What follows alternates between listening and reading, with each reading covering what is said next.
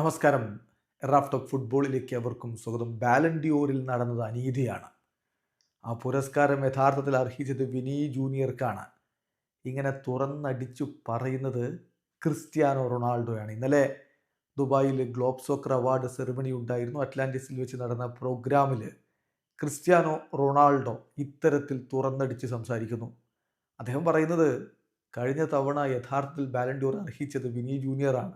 Rodri ശരിയാണ്, അദ്ദേഹത്തിന് award കിട്ടി, നല്ലത്. പക്ഷേ വിനി ജൂനിയർ ചാമ്പ്യൻസ് ലീഗ് നേടി, ചാമ്പ്യൻസ് ലീഗ് ഫൈനലിൽ ഗോൾ അടിച്ചു, മികച്ച പ്രകടനം നടത്തി.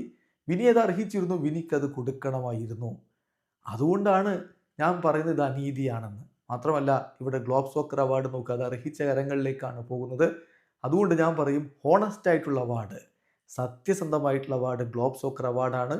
ഞാൻ ഈ അവാർഡിനെ ഇഷ്ടപ്പെടുന്നു എന്ന് കൂടി ക്രിസ്ത്യാനോ പറഞ്ഞു. അദ്ദേഹത്തിൻ്റെ വാക്കുകളിലേക്ക് പോകും. അദ്ദേഹം പറയുന്നു, വിനി ജൂനിയർ ബാലൻ ഡിയോർ അർഹിച്ചിരുന്നു ഇത്തവണ.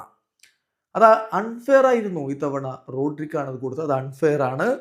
തീർച്ചയായിട്ടും വിനി ജൂനിയർ യുവേഫ ചാമ്പ്യൻസ് ലീഗിൽ കിരീടം ചൂടി, ഫൈനലിൽ ഗോൾ അടിക്കുകയുണ്ടായി. മികച്ച പ്രകടനമാണ് അവൻ നടത്തിയത്. ആ അവാർഡ് അവൻ അർഹിച്ചിരുന്നു.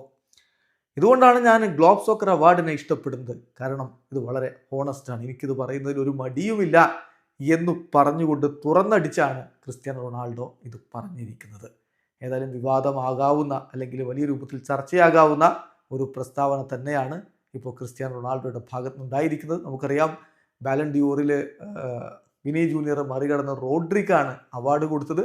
അതിനുശേഷം വന്ന ഫിഫ ബെസ്റ്റ് വിനി ജൂനിയർ തന്നെ സ്വന്തമാക്കുന്ന കാഴ്ച കണ്ടു.